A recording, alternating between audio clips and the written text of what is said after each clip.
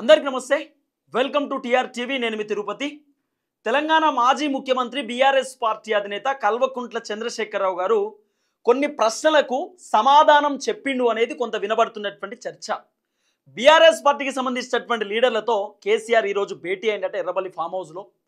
KTR, Harish Rao, BRS పార్టీకి సంబంధించినటువంటి కొంతమంది కీలకమైనటువంటి నేతలతో ఈరోజు కేసీఆర్ మాట్లాడేటటువంటి కార్యక్రమం చేసిండు అనేది కూడా కొంత వినబడుతున్నటువంటి అంశం.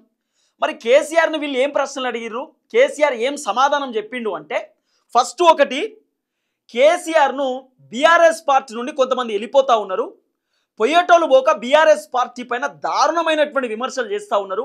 ఆ విమర్శల వల్ల పార్టీకి ఏమైనా ఇబ్బంది అయ్యేటటువంటి అవకాశం ఉండొచ్చా అంటే, వాళ్ళు చేస్తున్నటువంటి విమర్శల పైన ఏమన్నా మాట్లాడాలా వద్దా అని చెప్పి బీఆర్ఎస్ పార్టీ లీడర్లు కేసీఆర్ని అడిగినప్పుడు కేసీఆర్ చెప్పిండట, ఎవరు పోయినా ఏం ఫరగొడదు, పోతే పోనీయండి, ఉంటే ఉండనియండి, ఉండేటోడు ఉంటాడు, పోయేటోడు పోతారు, పెద్ద ఇబ్బంది లేదు. పార్టీని డిస్టర్బ్ చేయడానికి, పార్టీని ఇబ్బంది పెట్టడానికి ఇదంతా ఒక పొలిటికల్ డ్రామా నడుస్తూ ఉంది. కావాలని మన పార్టీని డ్యామేజ్ చేసేటటువంటి కార్యక్రమం చేస్తూ ఉన్నారు. మీరెవరూ స్పందించొద్దు, మీరెవరూ మాట్లాడొద్దు.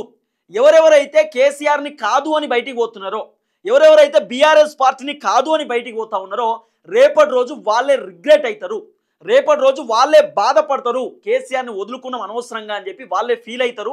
మీరెవరూ మాట్లాడొద్దు, మీరెవరూ కూడా పెద్దగా స్పందించొద్దు అని చెప్పి కేసీఆర్ చెప్పేటటువంటి కార్యక్రమం చేసిండు అనేది ఒక పెద్ద చర్చ. అయితే ఎవరి గురించి మాట్లాడి ఉండొచ్చు, మరి ఎవరి గురించి బీఆర్ఎస్ పార్టీ లీడర్లు ఆ కేసీఆర్ని ప్రశ్న అడిగి ఉండొచ్చు అంటే, గోలబాలరాజు ఒక 2-3 రోజుల క్రితం ఆయన రాజీనామా చేసిండు, బీఆర్ఎస్ పార్టీకి రాజీనామా చేసి ఆయన బీజేపీలోకి పోయేటటువంటి అవకాశం ఉంది అనేది కూడా కొంత వినబడుతున్నటువంటి చర్చ. ఆయన రాజీనామాకు గల కారణం బీజేపీలోకి బీఆర్ఎస్ విలీనం కాబోతున్నది, లేకపోతే బీఆర్ఎస్ పార్టీ బీజేపీలోకి కేసీఆర్ మొత్తం కలిపేటటువంటి అవకాశం ఉంది అనేది కొంత వినబడుతున్నటువంటి నేపథ్యంలో, ఇది నిజం అనుకోని, అంటే ఇది నిజం, ఇట్లనే ఇప్పుడు విలీనం కాబోతుంది, ఇలాంటి పార్టీలో నేను ఉండను, బీజేపీలోకి బీఆర్ఎస్ పోవడం ఏంది నాకు నచ్చట్లేదు అని చెప్పి గోలబాలరాజు రాజీనామా చేసిండు అనేది కొంత వినబడుతున్నటువంటి ఒక చర్చ.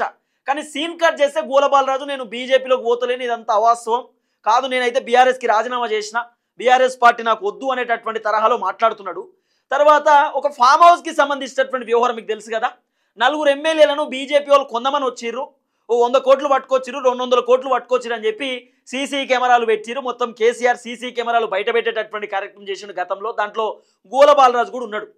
అయితే ఇప్పుడు గోలబాలరాజు ఏమంటున్నాడు అంటే, ఒక మీడియా ఛానల్తో కేసీఆర్ నన్ను అక్కడికి పొమ్మని చెప్పిండు, కేసీఆర్ ఒక ఎమ్మెల్యేని తీసుకోపోమని చెప్పిండు, గంతే, నాకేం తెలియదు, కేసీఆర్ అక్కడ కూర్చోమంటే కూర్చున్నా, ఆ రికార్డింగ్ ఎట్లా బయట పెట్టిరో ఎట్లా షూట్ చేసిరో కూడా నాకు తెలియదు అని చెప్పి గోలబాలరాజు మాట్లాడినటువంటి మాటలు. అంటే మొత్తం కేసీఆర్ ఇదంతా స్క్రిప్ట్ చేసిండు, కేసీఆర్ బయట పెట్టిండు అనేటటువంటి తరహాలో మాట్లాడిండు.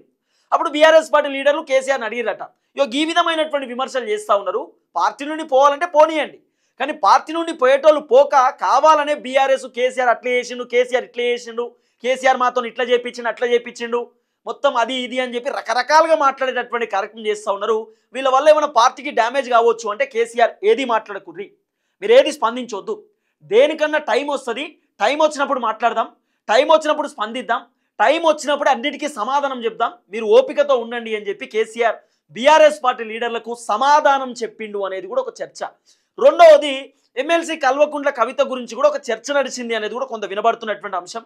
సో కవిత గురించి మాట్లాడినప్పుడు కూడా కేసీఆర్ సైలెన్స్ ఉండమని చెప్పిండట, ఏం మాట్లాడొద్దు, ఎవరేం స్పందించొద్దు. జగదీశ్వర్ రెడ్డి కూడా చెప్పినట్టు, ఇక నువ్వు మాట్లాడింది చాలు, ఏం మాట్లాడొద్దు, ఆమె ఏం చేస్తుందో చూద్దాం, ఇక లాస్ట్కి మనం ఏదైనా డిసిషన్ తీసుకుందాం, అప్పటిదాకా మీరు సైలెన్స్ ఉండండి, ఆమె పర్ఫార్మెన్స్ ఇంకెక్కడ దాకా పోతుందో చూద్దామని చెప్పి కేసీఆర్ ఇది ఒక్కటే చెప్పిండట. కవితకు సంబంధించిన వ్యవహారంలో ఎవ్వరేం మాట్లాడొద్దు అని చెప్పిండట. మూడోది, కేసీఆర్ ఉల్టా చెప్పిండట, వీళ్ళకి సమాధానం ఇచ్చిండట, ఒకవేళ బీఆర్ఎస్ పార్టీ నుండి వెళ్ళిపోవాలనుకుంటే భాజపా వెళ్ళిపోండి, మళ్ళీ మీరు బీఆర్ఎస్లో ఉంటూ కాంగ్రెస్ సైడు పనిచేయవద్దు, బీఆర్ఎస్లో ఉంటూ ఇక్కడ జరిగేటటువంటి ప్రతి అంశాన్ని మీరు కాంగ్రెస్కి చెప్పొద్దు, ఇక్కడ జరిగేటటువంటి ప్రతి అంశాన్ని కాంగ్రెస్కి అప్పచెప్పొద్దు, మీకు కాంగ్రెస్ ఇష్టం అయితే కాంగ్రెస్లోకి వెళ్ళిపోరు. ఆల్రెడీ 10 మంది ఎమ్మెల్యేలు మాకు బీఆర్ఎస్ వద్దని కాంగ్రెస్లోకి వెళ్ళిపోయారు, అప్పుడే నేను బాధపడలే, గెలిచినటువంటి ఎమ్మెల్యేలు పోయినప్పుడే నాకేం ఇబ్బంది లేదు, ఇక ఓడిపోయింది మీరు పోయినా పోకపోయినా పెద్ద ఇబ్బంది లేదు, ఇక కొంతమంది పోయినోళ్ళతోటి వచ్చింది లేదు పోయింది లేదు, పోయినోళ్ళు పోని వాళ్ళతోటి ఒరిగినా ఇప్పుడు ఏం లేదు, పెద్దగా ఏం ఇబ్బంది కూడా లేదు అని చెప్పి కేసీఆర్ మాట్లాడే కార్యక్రమం చేస్తూ, తర్వాత బీఆర్ఎస్ పార్టీని ఇంకా బలం చేసుకోవాలి, ప్రతిపక్ష పార్టీ మనం, అధికార పార్టీ పైన ఇంకా గట్టిగా మనం పనిచేయాలి, అధికార పార్టీ చేస్తున్నటువంటి ఆగడాలు, అధికార పార్టీ చేస్తున్నటువంటి తప్పిదాలు, అధికార పార్టీ చేస్తున్నటువంటి కొంత వ్యవహారాలపైన ఇంకా బలంగా మాట్లాడాలి. బీఆర్ఎస్ పార్టీకి సంబంధించిన లీడర్లు అందరూ ఏకం కావాలి. మీరందరూ ప్రెస్ మీట్లు పెట్టండి, బలంగా మాట్లాడండి. సోషల్ మీడియాలో ఈ కాంగ్రెస్ వాళ్ళు చేస్తున్నటువంటి కథలన్నీ కూడా బయట పెట్టండి. సో గట్టిగా స్పందించే కార్యక్రమం చేయమంటూ కూడా కేసీఆర్ బీఆర్ఎస్ పార్టీ లీడర్లకు చెప్పిండు అనేది కూడా ఒక చర్చ. రెండవది, కేసీఆర్ బీఆర్ఎస్ పార్టీ లీడర్కి ఇంకో మాట చెప్పిండట. ఎట్టి పరిస్థితులలో నియోజకవర్గాలలో తిరగండి, నియోజకవర్గాలలో ఉండండి. కాంగ్రెస్ ఎమ్మెల్యే నియోజకవర్గానికి పోయినా పోలేదా మీకు సంబంధం లేదు, కానీ మీరు మాత్రం నియోజకవర్గంలోనే ఉండాలి, నియోజకవర్గంలోనే తిరగాలి. అవసరం అనుకుంటే మనం మోరు లేపించేది ఉంటే, చెరువు కట్టలు కట్టించేది ఉంటే, లేకపోతే ఇంకేమైనా పనులు ఉంటే అవసరం అనుకుంటే మీరు అవి చేపియండి. పార్టీ ఫండ్ అన్న తీసుకోరి, అవసరం అనుకుంటే మన పైసలతో మనం చేపిద్దాం. ఇప్పుడు కేసీఆర్ వర్షన్ ఏముండొచ్చు, 2-3 ఉండొచ్చు. ఇప్పుడు రాజకీయాలలో పాజిటివ్ ఉంటుంది, నెగిటివ్ ఉంటుంది, అనుకూలంగా మార్చుకునేటటువంటి కార్యక్రమం కూడా చేస్తారు. ఓపెన్గా మాట్లాడుతున్నా. ఇప్పుడు కేసీఆర్ ఒకటి పబ్లిక్ కోసం చేద్దామనే ఆలోచన ఒకటి ఉండొచ్చు. తర్వాత పబ్లిక్ కోసం చేస్తున్నటువంటి క్రమంలో పబ్లిక్ అధికార పార్టీ మాకేం చేయలేకపోయింది కానీ ప్రతిపక్షం కూడా చేస్తున్నాడు అనే ఒపీనియన్లో పబ్లిక్ రావచ్చు. ఇప్పుడు ఒక ఊళ్ళో మోరి కట్టియాలి, ఆ మోరి శాంక్షన్ అయినా కూడా కాంగ్రెస్ ప్రభుత్వం ఇంకా మోరి కట్టకపోతే జనాలు ఇబ్బంది పడతారు కదా. అప్పుడు కేసీఆర్ తన సొంత డబ్బులతో మోరి కట్టించింది అనుకో, జనాలు అనుకుంటారు కదా, అరే మాకు అధికార పార్టీ అయినా చేయలేకపోయింది కానీ కేసీఆర్ చేసిండు, కేసీఆర్ గ్రేట్ అని అనుకుంటారు కదా. వాళ్ళకి మంచి జరగడంతో పాటు కేసీఆర్ మంచి పేరు కూడా వస్తుంది. ఇవన్నీ కూడా కేసీఆర్ చెప్పే కార్యక్రమం చేసినట్ట. ఒకవేళ మీ దగ్గర పైసలు లేకపోతే పార్టీ ఫండ్ ఎట్లనో అట్లా నేను ఉపాయం కడతా, ప్లాన్ చేస్తా, అప్పుల పాలైనా సరే మన ప్రజలకు ఏదో ఒకటి చేద్దామని కేసీఆర్ బీఆర్ఎస్ పార్టీ లీడర్లకు చెప్పిండు అనేది రెండవ అంశం. తర్వాత ఇక బీఆర్ఎస్ పార్టీ లీడర్లకు రెగ్యులర్గా చెప్పేదే జనాల్లో ఉండండి, జనాల్లో తిరగండి. తర్వాత కాళేశ్వరం గురించి కూడా కేసీఆర్ని అడిగిర్రట. సో అప్పుడు స్టార్టింగ్లో కూడా అడిగిరు, ఇప్పుడు కూడా అడిగినారు.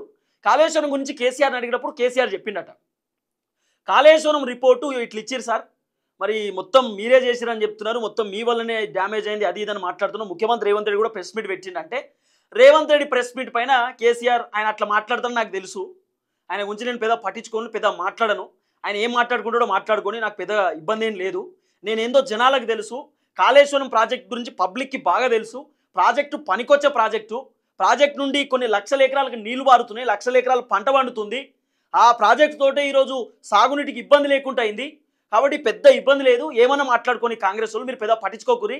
ఎక్కువ విమర్శలు చేస్తే, మరీ వ్యక్తిగతంగా మాట్లాడితే ఖచ్చితంగా మీరు ఖండించాల్సిందే, వ్యక్తిగత దాడులను మీరు ఎట్టి పరిస్థితుల్లో సహించొద్దు. తర్వాత ఈ మధ్యకాలంలో కొంతమంది బీఆర్ఎస్ లీడర్లు మీడియా ఛానల్ అటు ఇటు వాళ్ళు కొంత దాడులు, కొంచెం ఓపిక పట్టక ఆ లీడర్ ఈ లీడర్ పైన అనవసరంగా వార్తలు రాస్తూ ఉంటే కొంత ఖండించేటటువంటి కార్యక్రమం చేస్తుంటే కేసీఆర్ చెప్పిండట, ఏ మీడియా ఛానల్ జోలికి పోవద్దు, ఇష్టం ఉన్నట్టు రాసుకొని వాళ్ళు ఏం రాసుకుంటారు అనేది వాళ్ళకే అర్థమవుతుంది. ఇప్పుడు కేసీఆర్ చెప్పినట్ట బీఆర్ఎస్ పార్టీ లీడర్లు కొంతమందికి, గతంలో స్టార్టింగ్లో కాంగ్రెస్ అధికారంలోకి వచ్చినప్పుడు 6 నెలలేమో కేసీఆర్ని బాగా తిట్టిరు, 6 నెలల తర్వాత ఆటోమేటిక్ మీడియా ఛానల్స్ కేసీఆర్ని పోవడం స్టార్ట్ చేశారు. అంటే ఎంతో కొంత కేసీఆర్ బెటర్ అని చెప్పి మీడియా ఛానల్స్ మన దిక్కు స్టాండ్ తీసుకున్నారు, ప్రతిపక్షంతో కలిసి పనిచేస్తారు. ఇంకా 10 రోజులు ఓపిక పడితే మన పైన నెగిటివ్ ఉన్నటువంటి మీడియా ఛానల్ మళ్ళీ వాళ్ళే పాజిటివ్ అవుతారు, రేవంత్ రెడ్డి కంటే కేసీఆర్ బెటర్ అని చెప్పి వాళ్ళే అంటారు. మీరు ఓపిక పట్టండి, అన్నిటికీ టైం ఇవ్వాలి, మనం 2 సంవత్సరాలు అవుతుంది కదా, ఇంకొక 6 నెలలు ఓపిక పట్టుని, 6 నెలల తర్వాత మనం ఏందో చూపిద్దాం, మనం ఎట్లా చేద్దాం ఏం చేద్దాం అనేది అన్నీ చేద్దాం, ఓపిక పట్టునని కేసీఆర్ మాట్లాడే ప్రయత్నం చేస్తూ గ్రామ పంచాయతీ ఎన్నికలకు సంబంధించిన వ్యవహారంలో కొంత గట్టిగా పనిచేయాలి, సర్పంచ్ ఎలక్షన్, జెడ్పీటీసీ, ఎంపీటీసీ కొంచెం బలంగా పనిచేయండి, జనాలకు వాస్తవాలు చెప్పండి, కాంగ్రెస్ 6 గ్యారెంటీల గురించి ఎక్స్ప్లెయిన్ చేయండి, మహిళలకు ఇవ్వాల్సినటువంటి బెనిఫిట్స్ గురించి ఇంకా ఎక్స్ప్లెయిన్ చేయండి, రైతు బంధు గురించి, రుణమాఫీ గురించి, పెన్షన్ల గురించి చెప్పుర్రి, కాంగ్రెస్ ఎప్పుడు ఇస్తా అని చెప్పి ఎప్పుడు ఇవ్వలేదు, 100 రోజులలో 6 గ్యారెంటీలు అన్నారు ఇవ్వలేదు, తర్వాత అవన్నీ చెప్పారు కదా, అవన్నీ జనాలకు ఎక్స్ప్లెయిన్ చేస్తూ బీఆర్ఎస్ అధికారంలో ఉన్నప్పుడు ప్రజలకు ఏం చేశారు అనేది కూడా మీరు చెప్పండి, ఇవన్నీ కూడా ఎక్స్ప్లెయిన్ చేయండి అని కేసీఆర్ బీఆర్ఎస్ పార్టీ లీడర్లకు చెప్పిండట. జూబ్లీ హిల్స్ ఉప ఎన్నిక గురించి కూడా కేసీఆర్ బీఆర్ఎస్ లీడర్లతో మాట్లాడినటువంటి ఒక చర్చ నడుస్తూ ఉంది. తర్వాత జిహెచ్ఎంసీకి సంబంధించిన ఎలక్షన్స్ గురించి అడిగినప్పుడు కూడా ఒకవేళ హైదరాబాద్లో గట్టిగా వర్షాలు పడేటటువంటి నేపథ్యంలో హరీష్ రావు, కేటీఆర్ ఇద్దరు ఇనిషియేటివ్ తీసుకొని మీరు మొత్తం తిరగండి, బోట్లు వేసుకొని తిరుగురు అవసరం అనుకుంటే, మీరు పబ్లిక్లో ఉండాలి, జనంలోనే ఉండాలి, పబ్లిక్లో లేకపోతే ఇబ్బంది అవుతుంది, పబ్లిక్లోనే తిరగండి అని చెప్పి హరీష్ రావుని, కేటీఆర్ని కూడా చెప్తూనే ట్రెండింగ్ ఉన్నటువంటి అంశాలపైన కూడా మాట్లాడాలని చెప్పిండట. ట్రెండింగ్ ఉండేటటువంటి అంశాలపైన బాగా మాట్లాడుర్రి, డిస్కస్ చేయర్రి, రోజుకొకరు ప్రెస్ మీట్ పెట్టుర్రి, ప్రెస్ మీట్లో మాట్లాడుర్రి, ప్రభుత్వ వైఫల్యాలను మీరు తెరపైకి తీసుకురారి, ప్రభుత్వానికి సంబంధించినటువంటి ఏమైనా ఆగడాలు ఉంటే, ప్రభుత్వం నిర్లక్ష్యం ఉంటే ఇవన్నిటిని మీరు మాట్లాడే ప్రయత్నం చేయండి అంటూ కూడా కేసీఆర్ అన్నిటికీ సమాధానం ఇచ్చిండట. బీఆర్ఎస్ పార్టీ లీడర్లు వాళ్ళు, కేసీఆర్ పెద్ద లీడర్ కదా, బీఆర్ఎస్ పార్టీ లీడర్లకు రకరకాల ప్రశ్నలు ఉంటాయి, కానీ కేసీఆర్ పెద్ద లీడర్ కాబట్టి వీళ్ళు అడగలేకపోతారు, కానీ కేసీఆర్ వాళ్ళని పిలిపించి మీకు ఏమైనా ప్రశ్నలు ఉంటే అడుగుర్రి, నేను సమాధానం చెప్తాను అన్నిటికీ. మీకు చాలా డౌట్స్ ఉంటుంటాయి. ఈ మధ్యకాలంలో ఆళ్ళు రాజీనామా, ఇల్లు రాజీనామా, తర్వాత అనర్హత వేటు అని చెప్పి, తర్వాత కొంతమంది ఎమ్మెల్యేలు ఇంకా పోనీకి రెడీగా ఉన్నారని చెప్పి రకరకాల చర్చలు నడుస్తున్నటువంటి నేపథ్యంలో మీరేమైనా అడగాలనుకుంటే అడగండి అని అన్నప్పుడు సో ఓపెన్ అప్ అయ్యి అడిగిరట బీఆర్ఎస్ పార్టీ లీడర్లు. అడిగినప్పుడు కేసీఆర్ అన్నిటికీ సమాధానం ఇచ్చిందట.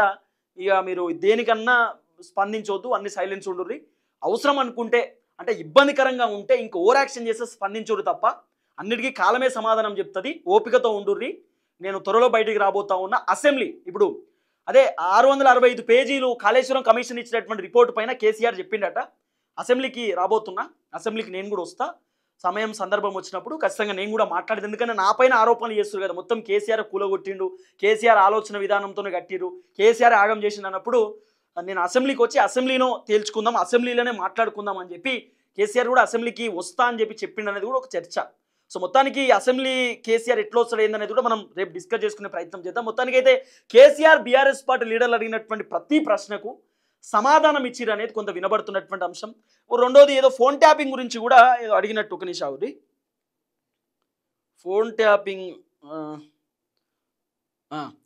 ఫోన్ ట్యాపింగ్ గురించి కూడా బీఆర్ఎస్ పార్టీ లీడర్లు అడిగినట్టున్నారు కేసీఆర్ను. అడిగినప్పుడు కేసీఆర్ అది కూడా చెప్పినట్టు ఫోన్ ట్యాపింగ్ కూడా మనం ఎక్స్పెక్ట్ చేయవచ్చు, రిపోర్టు ఫోన్ ట్యాపింగ్ కూడా మనం ఇరికిచ్చే ప్లానింగే మనం చేయవచ్చు, మరి మన రిపోర్ట్ అయితే వాళ్ళు అనుకున్నట్టే వస్తుంది, మరి చూద్దాం ఏం జరగబోతుంది ఏందనేది కూడా కేసీఆర్ మాట్లాడుతూనే అవసరం అనుకుంటే మన దాంట్లో 2-3 అరెస్ట్ కావచ్చు, మీరు దిగులు చెందొద్దు, బాధపడొద్దు, అన్నిటికీ రెడీ అయిదాం, మనం పెద్ద పెద్ద యుద్ధాలే చేసి వచ్చినాం, ఇదో పెద్ద లెక్క కాదు, అన్నిటికీ ఎదుర్కొందాం, అన్నిటినీ మనం దాటుతూ ముందుకు పోదాం, అప్పుడే మనం మళ్ళీ తెరపైకి రావచ్చు అంటూ కేసీఆర్ పాజిటివ్గా మాట్లాడేటటువంటి కార్యక్రమం చేసింది అనేది కూడా కొంత వినబడుతున్నటువంటి అంశం.